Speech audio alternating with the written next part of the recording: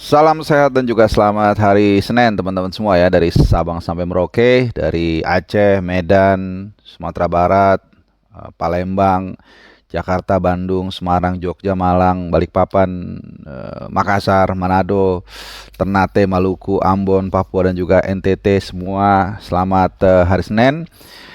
Ya, mudah-mudahan kalian dalam keadaan baik-baik semua ya, memulai aktivitas di minggu pertama ini, hari Senin. Dan di video kali ini gue akan bahas topik yang agak gado-gado, agak campur-campur. Jadi ada dari setengah dalam negeri, setengah luar negeri, ada yang full dari luar negeri, terutama Eropa ya. Jadi mungkin dari judulnya aja, dari thumbnailnya, kalian mungkin sudah bisa meraba-raba, sudah mulai bisa mengira-ngira ya pembahasannya seperti apa. Dan seperti biasa gue akan coba memberikan insight yang berbeda atau tambahan, mudah-mudahan bisa memperkaya hasanah atau pengetahuan kalian, cie, gitu ya. Oke, pertama dari berita yang paling hangat yang kayaknya pagi ini ya menyebar di seluruh WhatsApp group, gue yakin. Jadi eh, straight news udah pasti kalian tahu, Indonesia akan menghadapi Argentina, atau kebalikannya, Argentina akan datang ke Indonesia menghadapi Indonesia dalam partai persahabatan atau international friendly. Ini tentunya ya ditanggapi dengan bermacam-macam reaksi ya. Pasti banyak yang senang juga, tapi juga ada yang kritis. Gua gua senangnya 20%, mungkin 10% ya. Tapi kurang setujunya sebenarnya 89-90%. Jadi gua nggak mau selalu juga oke-oke aja, tapi juga nggak asal-asalan berbeda supaya mencari sensasi ya. Jadi kalau menurut gua ada yang perlu dikritisi, ya gua kritisi. Tapi ya kembali ke kalian juga, berbeda juga nggak masalah ya. Jadi kabar yang beredar match fee-nya ini mahal banget. Itu sekitar 90 atau 100 miliar. Dan ini satu paket mendatangkan Lionel Messi juga. Ya banyak yang mengatakan ini bagian dari politik atau apapun. Ya memang nggak, dalam apapun itu memang susah untuk lepas dari politik. Tapi buat gue adalah begini, gue melihatnya dari kacamata empirisme atau dari kacamata logika sederhana. Oke, kalau dari fans pasti suka ya, pasti suka rata-rata. Kapan lagi melihat melihat Lionel Messi langsung di depan mata kita sendiri gitu ya. Mungkin orang yang akan mengatakan demikian juga banyak. Sementara lu enak, lu udah pernah nonton dia di luar negeri berapa kali segala macam. Iya, tapi kalau kita lihat untuk kepentingan timnas, kalau itu gue setuju ya. Tapi kalau kita lihat untuk kepentingan timnas, rasa-rasanya hampir nggak ada gunanya. Karena pertama, dari segi teknikal apa yang bisa kita dapatkan menghadapi lawan yang begitu jauh. Peringkat satu, lawan kita peringkat berapa sekarang nggak tahu, 100 sekian lah, jauh ya. Kemudian dari segi finansial misalnya, gue yakin nggak akan mungkin balik modal ya. Siapa sponsor yang mau mengeluarkan uang ya, walaupun gak hanya satu ya, kalah mungkin dua atau tiga dalam waktu sekian hari, 1-2 hari aja mungkin. Ya paling ntar ada gala dinner segala macem senilai itu ya. Let's say mungkin 80 miliar atau 90 miliar lah, karena 5-10 miliarnya mungkin bisa mengcover dari tiket. Itu rasa-rasanya nggak ada, kecuali mungkin BUMN yang ya dalam tanda kutip dipaksa lah begitu ya.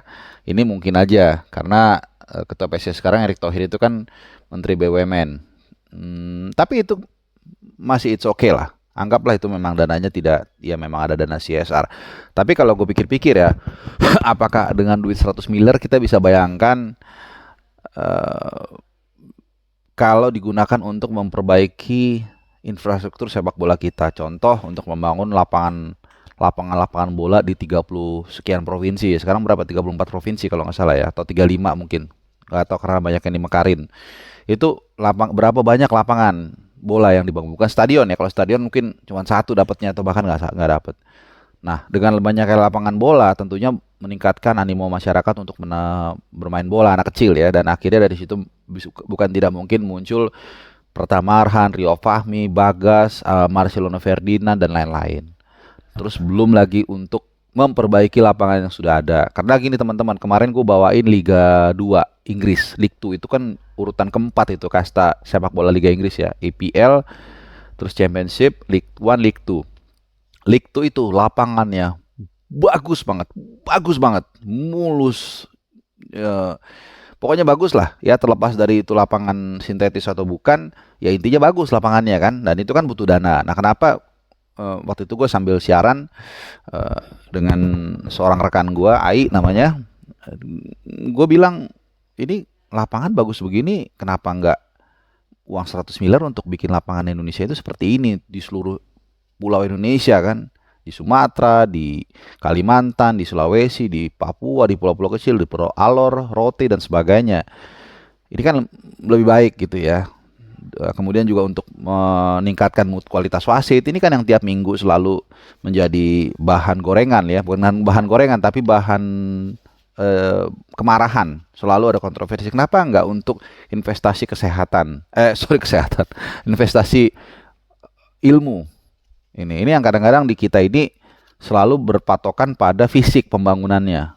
Ya infrastruktur itu nggak salah, seperti apa namanya, tapi ya tetap knowledge itu penting juga. Jadi itu sih keresahan gua ya sebagai pecinta sepak bola yang melihat uang segitu sayang banget ya.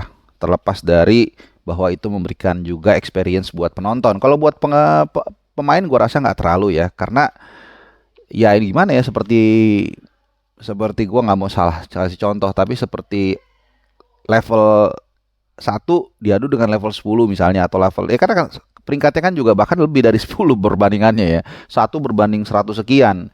Ini nggak akan memberikan manfaat pasti. Tapi kalau di deket-deket kayak kemarin lawan Curaçao, kemudian lawan apa ya waktu itu kalau nggak salah negara dari Afrika, itu lebih masuk akal menurut gua. Jadi mulai dari peringkat yang 100-an, lawan yang 80-an, kemudian waktu itu netizen kan sempat minta lawan yang lebih tinggi lagi. Jadi ada ada gradasinya. Menurut gue itu lebih masuk akal. Ya katakanlah mungkin kayak kita nih kan mau Piala Asia, kan kita mau lawan Jepang, mau lawan Irak, mau lawan Vietnam. Kenapa kita nggak main lawan Timur Tengah misalnya, lawan Qatar, atau lawan mungkin China, atau lawan Korea Selatan yang akan menjadi simulasi lawan kita nanti di Piala Asia. Ini kan lebih masuk akal. Kemudian peringkatnya juga nggak terlalu jauh, tapi juga nggak terlalu dekat. Itu sih kalau untuk terkait dengan Argentina. Tapi oke lah, nggak apa-apa. Sekali lagi berbeda pendapat itu biasa banget. Yang penting jangan menghina gitu ya. Jadi biasain aja memberikan standing point. Gue sangat menikmati kalau kalian punya pendapat yang berbeda. Kalau sama juga nggak masalah tentunya. Oke, sekarang kita langsung ke round up di Eropa. Jadi yang pertama tentu saja kita perlu sedikit membahas City ya. Kemarin lakukan Guard of Honor. Ini semacam ya pembaptisan aja lah, atau penahbisan. Karena mereka sudah juara sehari sebelumnya ketika Arsenal terpleset dari apa namanya, dari lawannya, dari Nottingham Forest. Dan juga di saat yang sama Nottingham Forest selamat dari degradasi nih teman-teman ya. Kemarin gue lupa menyebutkan. Nah, jadi hanya simbolis saja City melakukan Guard of Honor. Kemudian staff-staffnya juga yang nggak pernah kelihatan dikasih kesempatan once in a year kalau mereka juara ke lapangan. Jadi small thing mungkin buat banyak orang, tapi buat mereka ini sebuah kebanggaan ya. Dia akan bisa bercerita sampai anak cucunya, sampai ya memberikan inspirasi bagi tetangganya bahwa itu loh orang yang pernah membantu City menjadi juara, kerja di sana gitu. Jadi it's okay ya, kita nggak perlu menjadi selalu menjadi bintang, tapi ya bisa menjadi bulan untuk menerangi saat malam, itu juga it's okay ya. Oke, keren ya ini perumpamaannya. Oke lah, tapi itu memang gue senang lihat. Ya inilah Pep ya, dua sisi pelatih, yang ada yang mengatakan dia pelatih yang apa namanya, yang pencitraan atau hypokrat, tapi juga ya prestasi menunjukkan dia memang pelatih sukses ya. Nggak gampang juga membina klub besar. Orang mengatakan, makanya gue kemarin di video gue sebelumnya sempat mengapungkan pertanyaan, apakah klub itu lebih penting, alasan kesuksesan klub itu adalah fulus atau pelatih atau manajemen? Menurut gue ya dua-duanya penting, itu saling berkaitan ya. Dan kita lihat yang paling gampang hipotesa berlawanannya PSG dengan duit yang hampir tidak melimpah, bahkan lebih besar gue yakin dari City belanjanya sejak mulai Neymar Mbappe. Tapi kita lihat mereka gagal untuk perform lebih baik lah di Liga Champions dibandingkan City. City paling nggak 2 kali ke final lah, dan mereka lebih sering melangkah jauh. Oke. Kemudian satu lagi, Julian Alvarez, ini luar biasa ya. Emang kadang-kadang ya nasib-nasiban juga pemain ini dari River Plate, kemudian dia juara juga di sana ya, juara Liga Argentina Primera Division kalau nggak salah. Kemudian dia dipinjemin setengah tahun, 2022 masuk, langsung juara dunia dan cukup kontributif. Terus ya sangat kontributif, bukan cukup ya, karena ganti Lautaro Martinez. Kemudian selang mungkin sekitar 6 bulan ya, dia mendapatkan trofi Premier League di usia 23 tahun, luar biasa ya. Dan on the way FA Cup dan juga Liga Champions. Nah, ini kemarin lucu nih yang main FPL. Kalau lu main FPL dia pasti kecelek semua. Kalau gua nanti gua share mungkin line up gua kaptenin Luke Shaw. Karena gua diskusi sama seorang teman gua, teman lama gua, namanya Sakti. Jadi kita memang udah ngincer-ngincer nih bahwa udah mikir-mikir, udah nakar-nakar. Haaland ini nggak akan main 2 kali, kan dia ada 1 game tunda ya. Jadi kalaupun main paling 1 kali. Apalagi dipercepat dengan kekalahan Arsenal, otomatis City nggak akan, udah pasti juara. Jadi pasti akan diistirahatin ya untuk menghadapi FA Cup dan juga Liga Champions supaya nggak hektik atau apalagi cedera. Nah cuman pasti dia akan main-main sedikit-sedikit nih, main-main 10 menit, 15 menit untuk pemanasan. Kalau gue bilang lemesin kaki lah. Dan ini malah jadi kecelek ya, karena kalau kaptenin tim berarti dia cuma main sekali, poinnya 1 sebentar karena nggak sampai 60 menit kali 2. Nah apalagi yang triple kapten nih, kecelek nih. Jadi ya gitulah ya. Jadi pertandingan nanti, 2 pertandingan berikutnya ya pasti akan banyak dirotasi ya. Cuman tetap De Bruyne, pemain-pemain inti, Akanji, kemudian Gundogan, Haaland pasti tetap akan dimainkan karena supaya touch-nya nggak hilang. Ya, jadi itu selamat lagi sekali lagi untuk City ya. Dan juga MU lagi ketar-ketir karena mereka lah salah satu yang bisa mencegah City untuk treble winners, untuk tidak sampai menyamai rekornya MU ya yang berhasil mengukir treble 99. Karena tripit udah nih, hat-trick. Walaupun MU 2 kali, City tapi udah, malah bisa 4 kali tahun depan ya kalau kelihat persaingan yang kelihatannya agak timpang. Oke, satu lagi dari dari EPL juga kita sedikit mungkin bahas tim-tim yang sedang berkutat di bawah ya, di zona merah. Yang pasti kan satu, Southampton udah dipastikan turun ke Championship Division musim depan. Nah, sekarang tinggal 2 tiket. 2 tiket ini karena Nottingham Forest peringkat 16 udah fix ya, udah aman. Jadi ini nanti tinggal antara Everton, Leeds United dan Leicester City. Menurut gua peluang mereka itu benar-benar 50-50 semua. Artinya ya merata lah. Karena ya Leicester kalaupun paling bawah, maksudnya paling bawah di antara 3 tim itu peringkat 19, tapi mereka punya satu pertandingan sisa.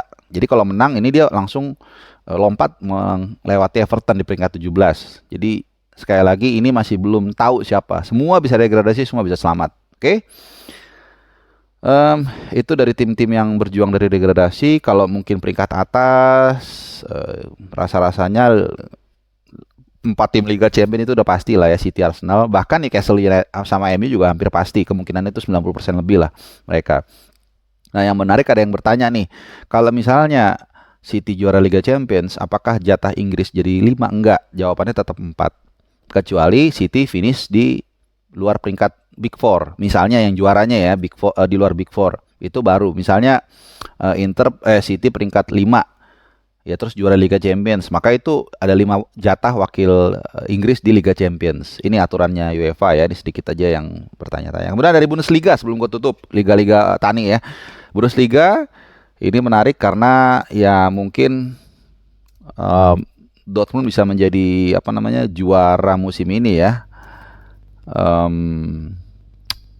Oke, ini kita lihat dulu ya. Karena Munchen ini udah mendominasi berapa tahun terakhir nih dia. 1, 2, 3, 4, 5, 6, 7, 8, 9, 10 tahun terakhir Munchen. Wah luar biasa. Jadi kalau misalnya Dortmund bisa menang di pertandingan terakhir, mereka saat ini unggul 2 poin ya.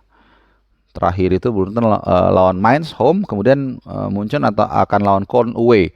Kalau Dortmund bisa menang, maka mereka akan menjadi juara pertama kali dalam 11 tahun terakhir. Ya mudah-mudahan Dortmund lah bosen ya, Munchen terus, gue yakin lu setuju juga. Dan terakhir PSG berhasil menhabiskan sebagai juara ya, ini sih nggak penting ya, tapi sekedar informasi aja setelah mengalahkan Auxerre 2-1 kemarin ya. Jadi kira-kira itulah round up mulai dari Indonesia lawan Argentina dan juga ya kondisi liga-liga utama Eropa. Terima kasih sudah nonton, salam sehat, ciao.